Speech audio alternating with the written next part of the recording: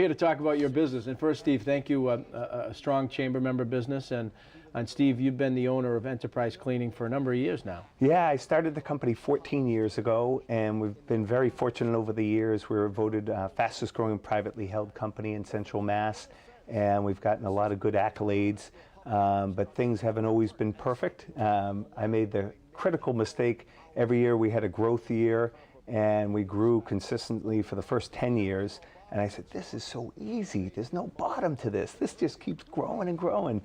And I think the second I said that, all of a sudden we had some turbulence. And it probably had something to do with the Great Recession, too. Yes, yes. It played a giant role. And we found ourselves kind of having our first losing year and our second losing year. And then as the economy toughened, we found that the toughest piece of our business, it's an employee-driven business. And we had employees that would come in, they'd work for a week or two, and they'd say, I'm going to try something else. So our turnover went from under 3% for the first 10 years or so to 300%. And we said, what the heck are we doing wrong? We're doing something wrong. So we took a step back, and we tried talking to certain key people and said, where are we missing the boat? And of course, everyone wants to be paid more. But what we learned is that a lot of the employees didn't feel they were appreciated. They'd been there for 10 years, and at one point we had an Employee of the Month program, and over time we discontinued that. And we, for years, had employee appreciation parties and Christmas parties, and then we discontinued that. And so I said, wait a minute, wake up, Steve. You've taken away some of the things that they valued. And so we kind of looked at everything we did, and we said we want to develop more of a one-on-one relationship with our employees. So in September of this year, we were proud to open up our training center at 370 Main Street in Worcester. And we have pioneered this training program. Up until now, we would train people on site. And if you applied for a job at Enterprise, we'd say, hey, Tim, what experience do you have? He said, well, I've cleaned bathrooms before. Good, you're our bathroom cleaner. Go ahead and clean the bathrooms, and we'll check up on you. And we realized that your form of cleaning bathrooms may be different than my form, may be different from someone else's. So we said, wait a minute, we're going to form this training program, and first part of the training program is going to be to teach people about the company policy and about our expectations, and also to find out a little bit more about the employees and what makes them tick. And that session lasts about 4 hours. The next week, for those who come back, those who don't come back, we say, wait a minute, there's a problem. We have employees that got scared away by learning about the company.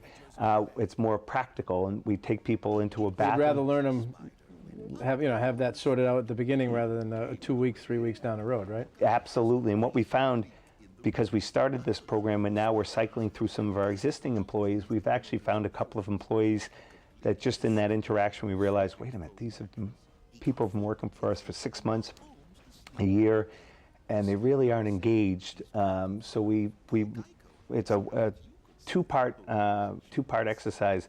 The employees get to learn about us, and we get to learn about them. And to what you just said, moving forward after we cycle through everyone, we're going to have new hires go through this program and try to screen them out at the beginning and have them screen us out. We have developed higher expectations, and if that's not for them, we don't want them working for us. So part two, we actually take them in a bathroom. We clean a toilet and show them all the techniques in cleaning a toilet, and then we have each one of them clean a toilet. We take them over to a floor, we mop a floor. Sounds silly, but no, but people make a difference, and customers are paying you. And you have a fair number of employees. How many employees do you have? Right now we're down to about 120. At one time we're up to 185. Yeah. But we're starting to build back up again. We've been fortunate the last 3 years. We were voted best privately held, or best cleaning company by the Worcester Business Journal readers, and we're hoping for year 4 this year. So we've developed a good rapport, and we try to take a different approach with our customers. We try to develop a partnership and say, look, we're in this together, and we take at least once a month, we walk through the accounts, we meet with our customers. Our managers go out at night and they meet with the cleaners. This year we're going to get back to having an annual party with our cleaners. We've brought back our employee appreciation program and our Employee of the Month program. And so we're trying to build a family again and get back to the grassroots of what made us successful in the past. Well, I mean, I appreciate you coming on and speaking with such candor, and I think for viewers, who maybe run their own business or contemplate starting your own business, I mean, you had phenomenal growth in a short period of time. And, sometimes hard to manage, delegate, kind of decide when do you bring on that next kind of management people.